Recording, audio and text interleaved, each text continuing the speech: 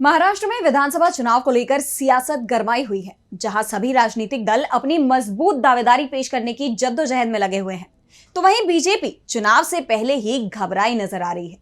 विपक्ष के जीत के दावों के आगे बीजेपी ने पहले ही घुटने टेक दिए हैं।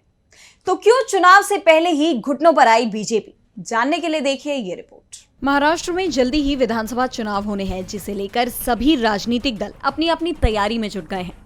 बीजेपी की चुनावी रणनीति को साधने के लिए डिप्टी सीएम देवेंद्र फडणवीस ने भी पार्टी नेताओं को टारगेट दे दिया है। उन्होंने कहा कि महाराष्ट्र विधानसभा चुनाव में 100 सीटें जीतना बेहद जरूरी है। उनके इस बयान ने बीजेपी की चुनावी रणनीति पर ही सवाल खड़े कर दिए हैं कि क्या बीजेपी अभी से घबरा गई है? क्या चुनाव के पहले ही बीजेपी ने मान लिया है कि इस बार उसे पिछली बार जैसा जन समर्थन नहीं मिलेगा? दरअसल पिछली बार के विधानसभा चुनाव में बीजेपी ने 106 सीटों पर जीत हासिल की थी। मतलब मौजूदा समय में बीजेपी के विधायक 106 सीटों पर काबिज हैं और आगामी चुनाव के लिए बीजेपी ने उससे भी कम का टारगेट दिया है, यानी पिछली बार से भी कम। जबकि आमतौर पर टारगेट तो हमेशा ज्यादा का ही लिया जाता है। ऐसे में सवाल ये भी उठ रहे हैं कि लोकसभा चुनाव में बीजेपी ने 400 पार का टारगेट लिया था, तो वो 240 पर ही सिमट गई थी। अब ऐसे में विधानसभा चुनाव में 100 का टारगेट रखने वाली बीजेपी के क्या आंकड़े सामने आएंगे?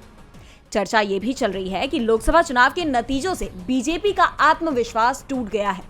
बीजेपी ने अपनी हार से सबक लेते हुए अब ये टारगेट रखा है।